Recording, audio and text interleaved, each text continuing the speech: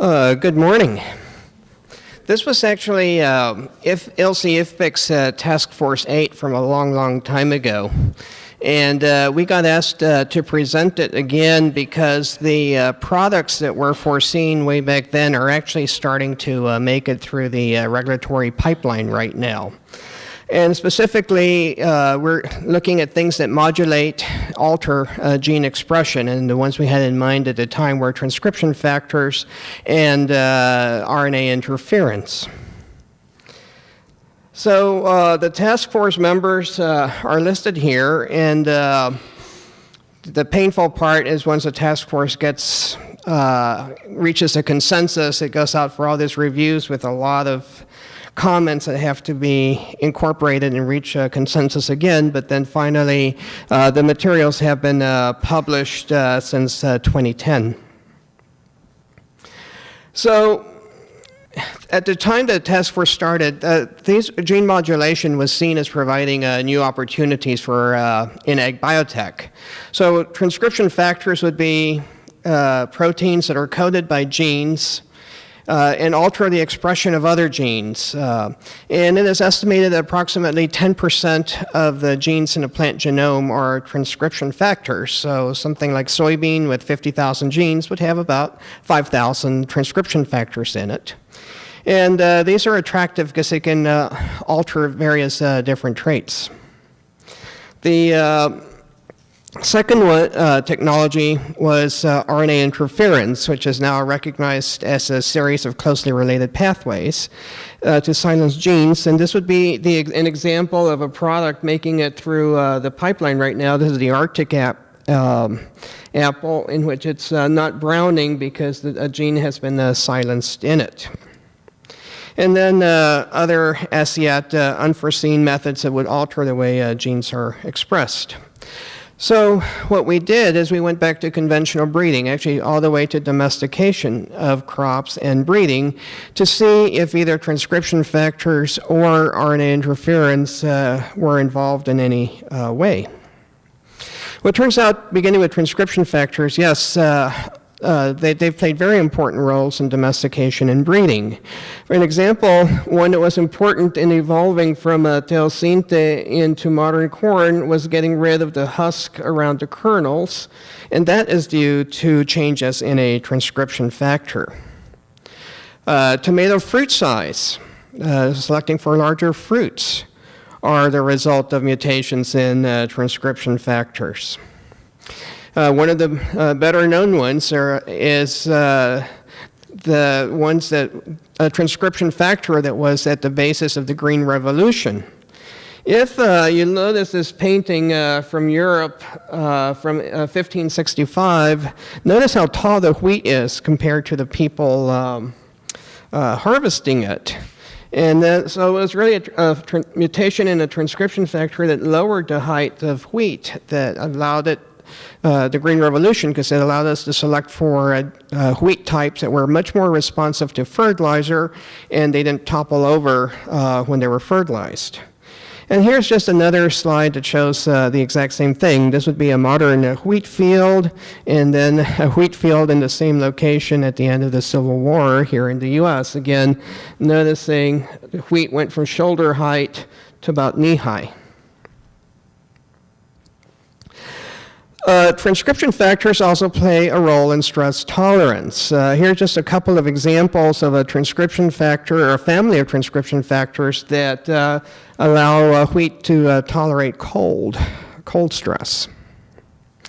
So to summarize what we found out about transcription factors, again, the ability of crops to retain the seed rather than shattering and falling off is also due to changes in transcription factors.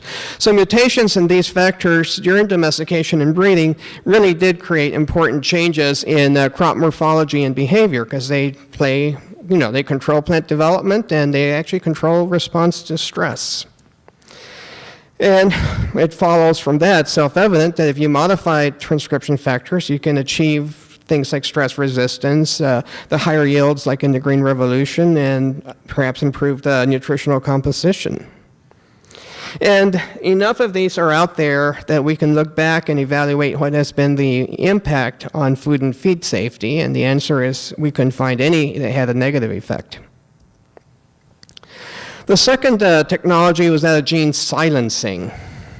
And the concept that has emerged is that of RNA interference, and it's a unifying concept that explains genetically engineered resistance to plant viruses and other naturally occurring traits. You know, we're all familiar with modern soybeans that have this buff seed coat, but the bottom line is that the wild soybeans have jet black seed coats, and it is due to gene silencing that black becomes buff.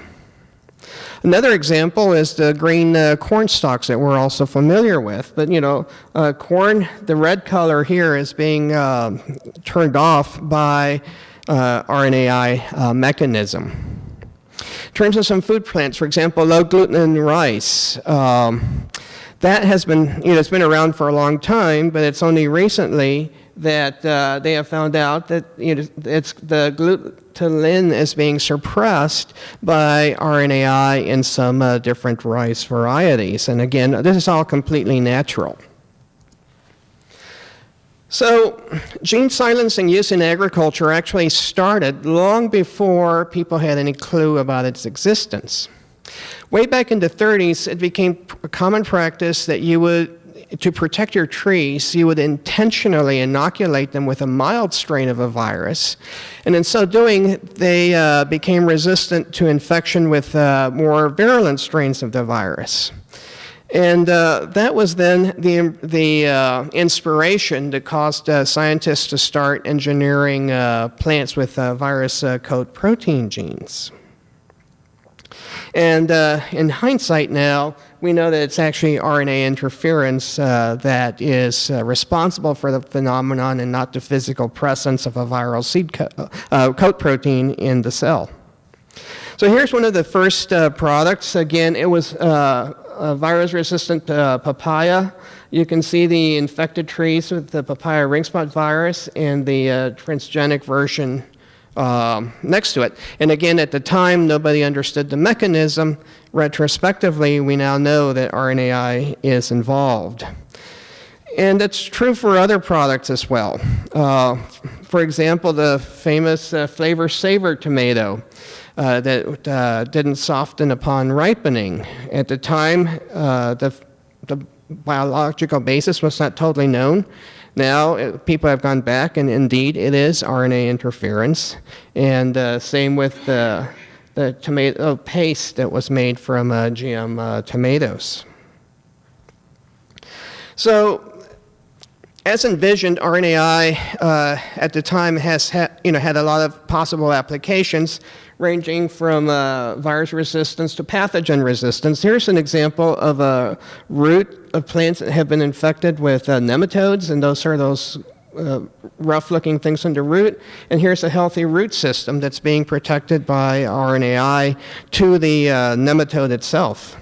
It could play roles in insect control, ripening control, as in the flavor saver case, oil modification. I think Angela mentioned the high oleic soybean oil varieties. There's flower color products out. Product quality in terms of getting rid of other traits. You can alter the growth patterns of plants and whatnot. So to summarize, RNAi is a very natural phenomenon that explains many different crop traits. And it also explains a lot of the things that were seen in the early days of crop transformation that nobody could explain, and were given various names such as co-suppression, antisense RNA, virus cross-protection, and whatnot, and now they're all recognized as being part of this group of phenomena called RNA interference. So what about the safety aspects of this? The question again were if plants modified by adding a transcription factor or RNAi construct are safe for use as food and feed. So again, sort of to follow up on some of the parameter that Phil was talking about, the first GM crops were made by adding genes that express a protein, the insect resistance, herbicide tolerance. So safety assessment of the intended effects would focus on the protein itself, the allergenicity and toxicity. And then, the compositional analysis in an effort to catch any unintended and negative effects that there might be. And this is just one of the squash plants that's still on the market, showing, again, virus resistance brought on by RNA interference. As far as safety of transcription factors goes, and this would be food and food safety, the thing to keep in mind is that transcription factors can only modulate existing metabolic pathways or existing gene expression cascades. They can change the relative amounts of gene expression, and they can change the timing of expression. But, here's an example illustrating that. That's just a tomato where the amount of anthocyanins has been increased, but again, it's something that was there to begin with. So no new compounds are produced, and this would include allergens and toxins. So safety assessment, you might want to do a target assessment to determine if the altered levels are innocuous. Another thing is that Task Force 9 added an additional amendment to this that was not in Task Force 8. And namely, if you have gene expression patterns where, say, previously it was only expressed in a leaf and another metabolic pathway was only in the root, and with a TF you can make both expressed in the fruit, you got two pathways that had never been together before, and that way a compositional assessment might be called for. So as far as the safety assessment of RNA interference goes, and again, these are some of the common flower patterns. If you've ever seen the Piketty pattern, it is the product of RNA interference, again, naturally. Well, we begin by recognizing that RNA is ubiquitous and it is a safe part of the diet. Any given plant cells at any given moment is going to have tens of thousands of RNA molecules in it of different types. As far as the microRNAs, which are the ones that lead to gene silencing, because not all RNAs lead to gene silencing, there are plenty of them that are perfectly homologous to parts of human genes, to vital human genes. And yet, there is no indication of a plant-derived RNA that has ever silenced a vertebrate gene. There's one paper from China that fed the mice 30% of their body weight, but there's several issues with that paper. But by and large, though, we can't find any indication that human genes are silenced by their diet. A key thing about RNAi is no proteins are produced. So we don't have the concerns over novel proteins. As long as the construct is made that has no start codon present, you shouldn't have any protein to worry about. And the RNAi is very specific to target sequences. So it's not possible to have unintended effects on genes that do not have homology to that target sequence. So the task force then made some general recommendations, and again, here you have potato, virus-resistant potato and susceptible, again, RNAi. The task force arrived at the conclusion that the actual safety paradigm of compositional assessment was suitable to study the safety of plants with either TFs or with RNAi. And again, falling back to compositional analysis to develop, if there are unintentional or unintended changes that might need to be looked at. Keeping in mind that just because something is not intended does not mean it's hazardous or there's a risk associated with it. As far as specific recommendations go, this is the Simplot potato that's going through the system right now, where they've silenced, again, a gene that leads to browning otherwise. Specific recommendations: if the transcription factor comes from a source that doesn't have a history of safe use, we did recommend a Tier 1 protein safety assessment be conducted on the transcription factor, and that would be in accordance with Task Force 6 that got published there. And as long as we focus on the comparative safety assessment with compositional analysis as part of it, we really think that's more than adequate to catch any possible problems.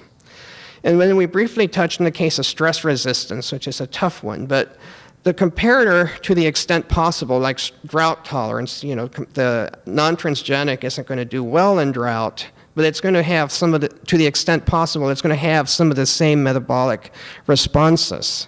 So if you can incorporate that into the comparator, it may help with your analysis. And that was pretty much it, and Task Force 8 had been very quiet until now. So thank you.